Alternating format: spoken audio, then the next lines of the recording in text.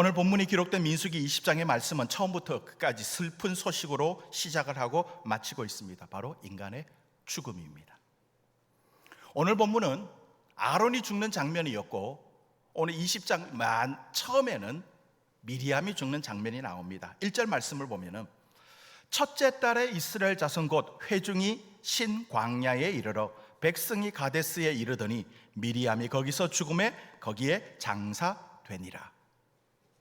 이스라엘 백성의 지도자 중에 한 명이었던 미리암이 죽어서 장사되었다라고 하는 슬픈 소식으로 시작을 합니다. 미리암은 아론과 함께 한 가족입니다. 미리암은 모세가 나일강에 던져졌을 때에 모든 상황을 지켜보고 기지를 발휘한 사람, 지켜본 모세의 누나입니다. 민족의 구원자 모세가 애굽의 왕자로 자라나게 한 기지를 발휘한 사람도 미리암이었고, 출애굽 시 그 소고를 치면서 하나님을 찬송했던 여선지자 역시나 미리암이었습니다. 이 미리암은 단순히 모세의 누나라고 하는 이런 관계가 아니라 이스라엘의 지도자였습니다. 하나님은 이가 이스라엘 지도자라고 보내었다고 분명히 말씀을 합니다. 미아서 6장 4절을 보면은 내가 너를 애굽 땅에서 인도해 내어 종로로 타는 집에서 속량하였고 모세와 아론과 미리암을 네 앞에 보내었느니라 라고 하나님은 말씀하고 있어요. 그러니까 미리암은 모세, 아론과 함께 광야에서 이스라엘 백성들을 이끌었던 지도자였던 것입니다. 그렇기 때문에 미리암이 죽었다라고 하는 것은 이제 광야 세대 이스라엘 백성들에게 지도력이 교체되는 시기를 보여주고 있는 것입니다. 이제 지도력이 교체되고 있다라는 겁니다. 여기서 1절에서 첫째 달을 보게 되면 오늘 본문과 그리고 33장을 연결해 볼 때에 이스라엘 백성이 출애굽한 지 약 40년쯤 되는 해의 첫째 달입니다. 그러니까 이제 가나안에 들어가기 직전에 이스라엘 백성들의 모습이에요. 이때 지도자의 세대 교체가 일어나는 것입니다. 그러니까 이스라엘 백성들이 요단강을 건너 약속의 땅 가나안에 들어가기 전에 마지막 순간, 그 순간에 나타나는 모습입니다. 자, 민수기 20장 전체를 보게 되면은 네 가지 사건이 꼬리에 꼬리를 물고 있습니다. 첫 번째는 미리암의 죽음입니다. 두 번째 사건은 무리바의 반역 사건입니다. 2절 이하에 나오는데요. 회중이 무리 없으므로 모세와 아론에게 모여드니라. 백성의 모세와 다투어 말하여 이르되 우리 형제들이 여호와 앞에서 죽을 때에 우리도 죽었더라면 좋을 뻔하였도다. 이스라엘 백성들이 무리 없다고 모세와 아론은 물론이고 하나님까지 원망하고 있는 것입니다. 지금까지 약 40년 동안에 광야에서 물을 먹여주신 분이 누구였습니까? 하나님이에요. 그들이 목이 말라서 죽은 사람은 한 사람도 없습니다. 이제 가나안의 눈앞에 보이는데 아직까지 하나님을 온전히 신뢰하지 못하고 있는 이 이스라엘 백성들의 모습인 거예요. 이들이 누굴까요? 다가 광야 세대 이스라엘 백성들이에요. 그러니까 광야 세대는 출애굽 세대 이스라엘 백성들인 거예요. 출애굽에서 나와서 노예 생활하던 사람의 그 노예 건성을 버리지 못하고 있는 모습입니다. 그래서 이들은 모세와 아론을 지금 또 원망하라고 했습니다. 이런 백성의 원망으로 인해서 화가 난 모세는 지팡이로 반석에게 명령하여 물을 내라라고 하는 하나님의 명령을 어기고 화가 난 상태에서 반석을 2번 쳐서 물을 내는 실수를 하게 됩니다. 그래서 이 모세도 아론도 가나안 땅에 들어가지 못하게 되는 것이에요. 자, 세 번째 사건은 이제 요단강 동편에 가기 위해서는 이스라엘 백성들이 빠른 길을 지나가게 되는데 그 길이 어디냐면 에돔 족속들이 사는 족속입니다. 그런데 이 에돔 족속과의 좋지 않은 만남이 나옵니다. 14절인데요. 모세가 가데스에서 에돔 왕에게 사신을 보내며 이르되 당신의 형제 이스라엘의 말에 우리가 당한 모든 고난을 당신도 아시거니와 17절을 보면은 청하건대 우리에게 당신의 땅을 지나가게 하소서.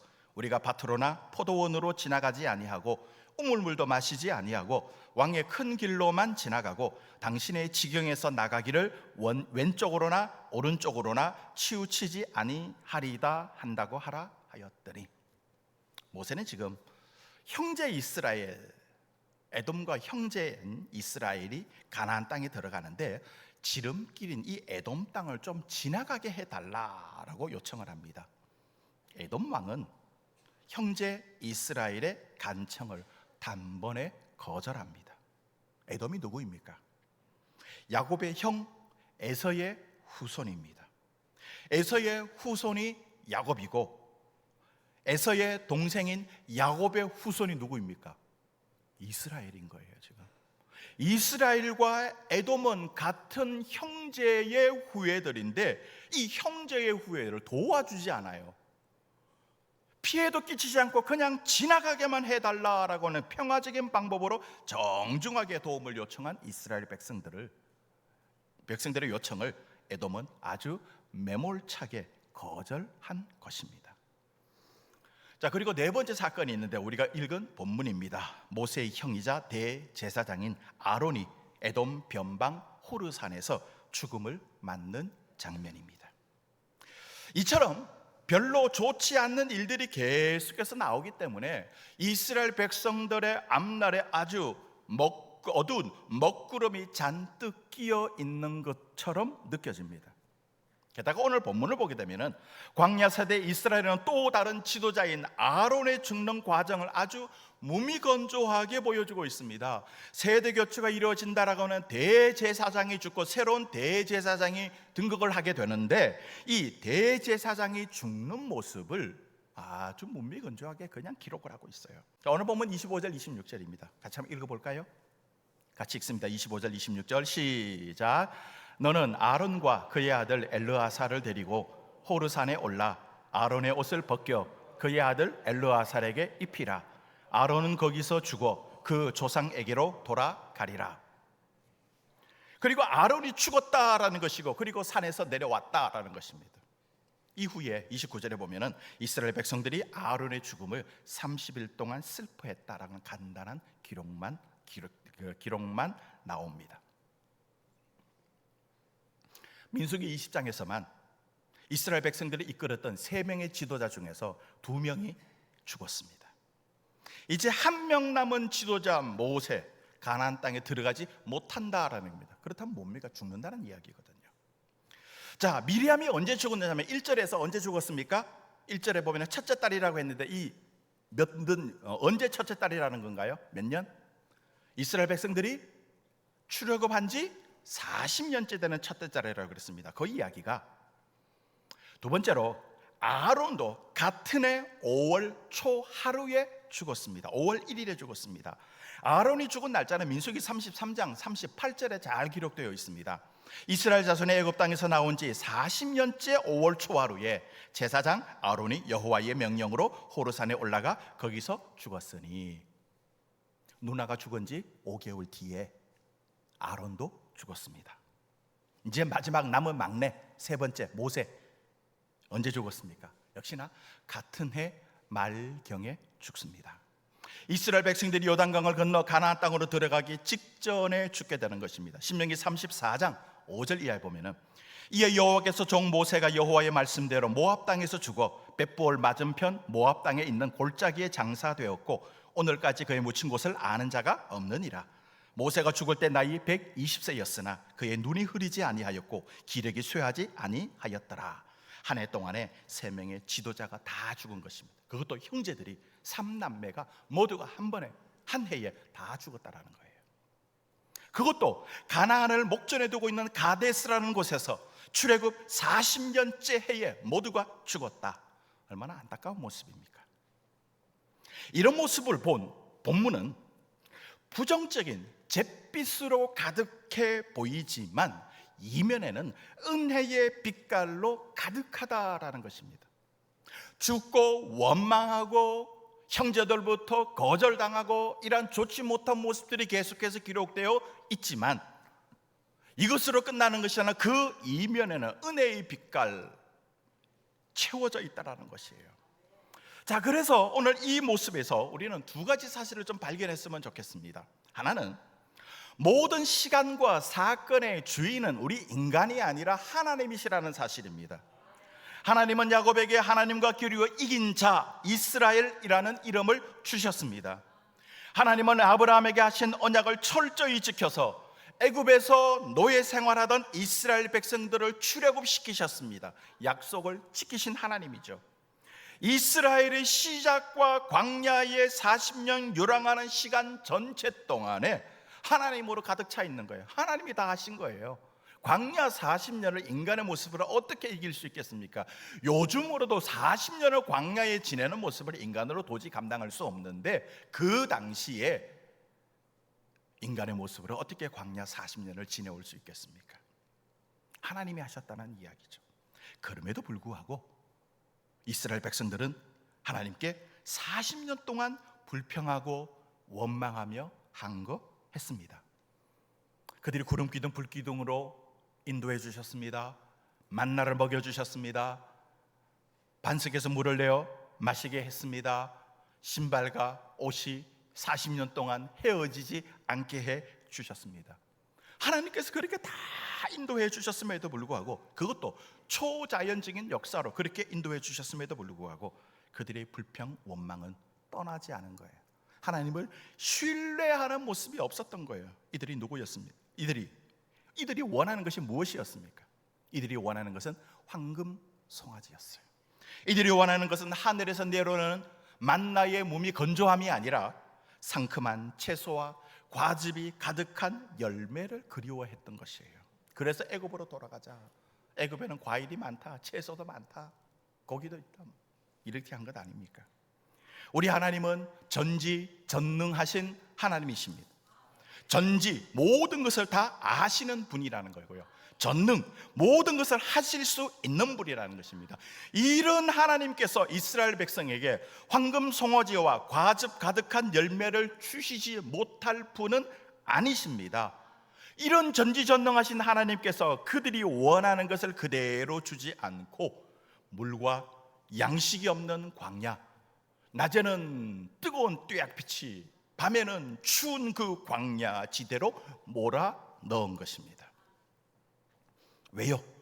광야에서 철저히 이스라엘의 하나님이시다라는 것, 이스라엘의 주인은 하나님이시라는 것을 잘 보여주기 위함이었습니다.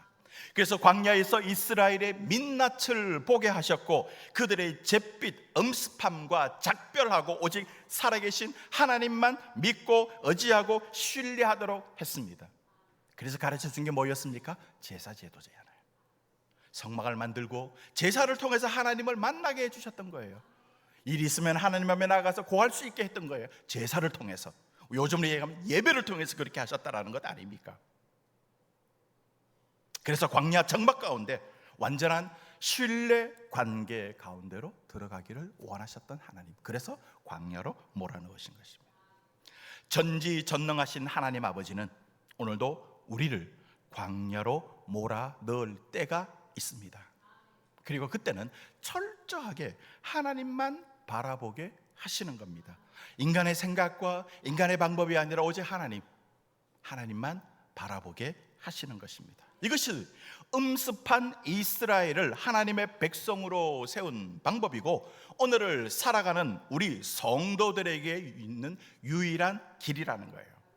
만일 지금 광야의 혹독함 앞에 계신다라고 한다면 내가 그런 핑크빛 그림이 아니라 하나님과 함께 새로운 그림을 그리시기 원하시는 하나님. 그래서 뭡니까? 과거 출애굽 세대의 지도자들 모두를 어떻게 하셨다고요? 다 없애버리신 거예요. 하나님이 다 불러가신 거예요. 잊지 마십시오. 두 번째로는 우리 성도의 미래는 우리의 기대, 나의 기대와는 다를 수 있다는 겁니다. 성도는 이름 그대로 거룩한 삶을 살아가는 자, 구도자라는 겁니다. 구도자예요. 거룩한 길은 비단 깔린 꽃길이 아닙니다. 거룩한 길은 주님께서 걸어가셨던 이 좁은 십자가의 길인 것이에요. 그 길은 우리가 생각하는 핑크빛 세상이 아니라 오히려 불편한 모노톤의 십자가 빛깔이라는 것입니다. 그런데 이 십자가의 나무 색깔의 십자가 빛깔이 마침내는 영광의 빛깔이 되고 생명의 빛깔이 된다라는 사실이에요. 그런데 우리는 하나님께서 무턱대고 우리를 좁은 이 십자가의 길로 인도하시지는 않습니다. 우선 우리가 그린 그림의 색깔을 빼기를 원하세요. 내가 그리고 있는 그림의 색깔, 내가 원하는 방법의 색깔들을 다 빼기를 원하십니다. 그래서 때로는 포기하게 하시고, 때로는 실패를 주기도 하시고, 때로는 결려 부족함으로 있는 것입니다. 그래서 우리의 색깔을 다 빼기를 원하세요. 인간의 생각, 인간의 방법들을 다 빼기를 원하십니다. 이스라엘은 자신들의 색깔을 빼기 위해서 어디로 몰아넣으셨습니까? 광야로 몰아넣으셨어요. 이스라엘 백성들이, 인간이 광야에서 살 수 있는 방법은 없습니다. 잠시 갔다 온 건 있을 수 있지만 40년 동안 어떻게 삽니까? 그런데 40년 동안 산 것은 전적으로 하나님의 은혜였던 것이죠. 하나님의 방법으로 이루어졌다라는 것입니다. 그래서 자신들의 색깔을 빼기 위해서 광야 유랑하게 되었고, 이제 광야 40년을 끝내고 가나안에 들어가기 직전에 1세대인 출애굽 세대의 지도자 미리암, 아론, 모세마저도 이 광야에서 사라지게 하시는 거예요. 그리고 새로운 지도자를 세우는 겁니다. 그게 다음 대제사장인 엘르아살이 되는 거죠. 그리고 여호수아가 지도자가 되는 것입니다. 광야의 좌절, 실패, 죽음 앞에 훈련된 성도들은 이제 하나님의 색깔, 하나님의 방법, 하나님의 인도하심을 받아들일 수밖에 없습니다. 그래서 오늘 본문에서 가나안 땅을 목전에 두고 대제사장 아론과 모세는 자신의 죽음을 받아들이고 있습니다. 저도 아론과 모세와 같이 조용히 떠납니다. 제가 우리 교회에 여러 성도들에게 할 말은 참 많지만 그 말들은 하나님께 드리고 조용히 사라집니다. 그렇지만 아직 마감해야 할 부분이 하나가 있습니다. 우리에게도 미리암, 아론, 모세와 같이 떠나야 할 사람이 있어요. 이 교회를 떠나라는 이야기가 아니고 세대 교체가 이루어져야 한다는 것입니다. 사실 이것이 저와 우리 장로님들과 약속입니다. 그러할 때 우리 큰습교회는 약속의 땅 가나안에 들어가고 약속의 백성으로서 이 큰습교회를 약속의 땅으로 만들어가게 되는 줄로 믿습니다. 성도에게 죽음은 종결이 아닙니다. 죽음은 부활을 여는 유일한 방법이죠. 십자가의 거룩한 길을 걸어간 사람만이 천국과 부활의 미래에 들어갈 수 있고, 자신들의 잿빛 인생을 주님이 주시는 아름다운 빛깔로 채울 수 있는 것입니다. 그러므로 우리는 살아있는 동안 예수님을 잘 믿어야 합니다. 광야에서의 이스라엘 백성들과 같이 늘 하나님 앞에 원망하고 불평하는 것이 아니라 예수님을 잘 믿고 하나님의 뜻이 무엇인지 올바르게 분별하며 그 뜻대로 순종하는 것이 필요합니다. 사랑하는 성도 여러분, 예수님 잘 믿으시기 바랍니다. 무늬만 성도가 아니라 내면 깊은 곳에서 올라오는 신앙의 열정으로 가정에서, 직장에서, 교회에서 정말 성도답게 사시기를 바랍니다. 하나님과 세상 사람들에게 인정받는 성도가 되십시오. 그것이 예수님을 잘 믿는 길입니다. 교회 출석했다고 천국 들어갑니까? 아니죠. 교회에서 중직을 받았다라고 천국 들어갑니까? 봉사를 많이 했다고 천국 들어갑니까? 아니에요. 우리는 예수님 잘 믿어야 천국 가는 줄로 믿습니다. 구원, 부활, 천국과 영생에 대해서 확신을 살아갈 것을 예수님 믿음으로 그거 가지고 살아가야 되는 거예요. 그래서 우리가 마지막 임종의 순간에 내가 우리 자녀들이나 누구에게든지 내 신앙 고백이 담긴 마지막 한마디 무엇을 하시겠습니까, 여러분? 내 신앙 고백이 담긴 마지막 한마디를 여러분은 무슨 말씀을 하시겠습니까? 이 땅에서 마지막 순간 어떤 말씀을 하고 천국 가시겠습니까? 여러분은 자녀들에게 무엇라고 말씀하시고 천국 가시겠습니까? 한번 꼭 준비하십시오. 미리암의 죽음, 무리바의 반역 사건, 에돔 왕의 거절, 그리고 아론의 죽음으로 이어지는 이 민수기 20장, 우리가 보기에는 별로 긍정적이고 희망적인 것이 아닌 것처럼 보입니다. 어두운 먹구름이 잔뜩 껴있기는 하지만 그 먹구름 사이로 이스라엘 백성들에게 아주 밝은 하나님의 빛이 비치고 있는 것입니다. 그 빛이 뭡니까? 25절 26절입니다. 다시 한번 읽어볼까요? 아까도 읽었는데요. 다시 읽어보겠습니다. 시작. 너는 아론과 그의 아들 엘르아사를 데리고 호르산에 올라 아론의 옷을 벗겨 그의 아들 엘르아살에게 입히라. 아론은 거기서 죽어 그 조상에게로 돌아가리라. 아멘. 여러분, 아론의 옷을 그의 아들 엘르아살에게 입힌다라고 하는 것은 무슨 말일까요? 어떤 의미가 있을까요? 아론은 하나님과 이스라엘 백성들이 어떤 사람입니까? 아론은 이스라엘의 대제사장입니다. 아론의 입은 옷은 대제사장의 옷이었습니다. 그렇다면 아론이 입은 대제사장의 옷을 그의 아들 엘르아살에게 다시 입힌다라는 것 아닙니까? 무슨 의미일까요? 하나님이 왜 이렇게 명령하셨을까요? 엘르아살이 아론의 옷을 입었다라고 하는 것은 하나님과 이스라엘 백성들이 여전히 언약 관계에 있다라는 것입니다. 하나님과 이스라엘 백성들은 시내산에서 언약을 맺었습니다. 그 언약 관계가 깨어진 것이 아니라 그 언약 관계가 그대로 유지되고 있다라는 거예요. 만일 아론의 입은 옷을 단지 벗기기만 하고 어느 누구도 다시 입히지 않았다라고 한다면 이스라엘 백성들에게 있어서는 아무런 희망이 없을 것입니다. 그러나 엘르아살이 아론의 대제사장 옷을 입었기 때문에 이스라엘 백성들에게는 희망이 있는 것입니다. 하나님이 여전히 이스라엘 백성의 하나님이라는 언약적인 약속이 아론의 옷을 통해서 재확인된 것이에요. 그래서 우리 교회도 제 후임으로 좋은 목사님을 선택하셨지 않습니까? 이제 법적 절차만 거쳐서 부임하기만 남았는데 옷만 입혀드리면 되는 거예요. 정말로 좋은 모습으로 하나님께서 우리를 인도하시는 줄로 믿습니다. 오늘 이 아침에 예배하러 나오는 여러분들은 지금 어떤 상황에 놓여 있습니까? 혹시 좋지 않은 일들이 계속해서 여러분에게 생기지는 않습니까? 아니면 벌써 어두운 먹구름이 여러분의 삶 속에 깊이 들어와 있습니까? 이런 먹구름 사이로 여러분을 향해 비추시는 하나님의 빛을 바라보시기를 바랍니다. 그 이면에 그 다음에 하나님께서 어떤 것을 준비하고 계시는지 그것을 바라보고 하나님을 믿고 신뢰하고 끝까지 하나님을 쫓아가는 귀한 자 되시기를 바랍니다. 하나님은 우리에게 언제나 빛을 비추어 주십니다. 하나님은 언제나 우리에게 은혜의 단비를 내려주십니다. 이것 받아 누릴 수 있는 귀한 자 되시기 바랍니다. 민수기 20장에서 살아 역사하셨던 하나님이 오늘 우리의 삶 속에서도 동일하게 역사하시는 줄로 믿습니다. 하나님이 보여주시는 그 생명의 빛을 믿음으로 꼭 붙잡으시기 바랍니다. 하나님이 내려주시는 그 은혜의 단비를 믿음으로 받으시기를 바랍니다. 하나님은 지금도 우리의 손을 붙잡고 계십니다.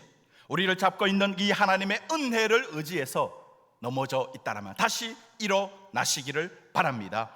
하나님은 여러분들이 넘어야 하는 그 삶의 모든 문제를 하나님의 은혜로 능히 넘고 해결하게 인도해 주시는 줄로 믿습니다. 그래서 민수기 20장에 나타나는 하나님의 이 빛이 오늘 우리 모두에게 비춰지는 놀라운 은혜 있기를 바랍니다.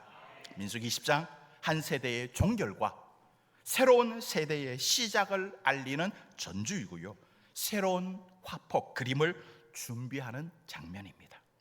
새로운 그림은요, 새로운 도화지에다 그려야 되죠. 새로운 도화지를 잘 준비하시기 바랍니다. 그러면은 잿빛 세상이 주님의 아름다운 빛깔로 그려지게 되는 줄로 믿습니다. 이 아름다움을 맛보고 경험하는 우리 모든 성도 되시기를 주님의 이름으로 축원드립니다.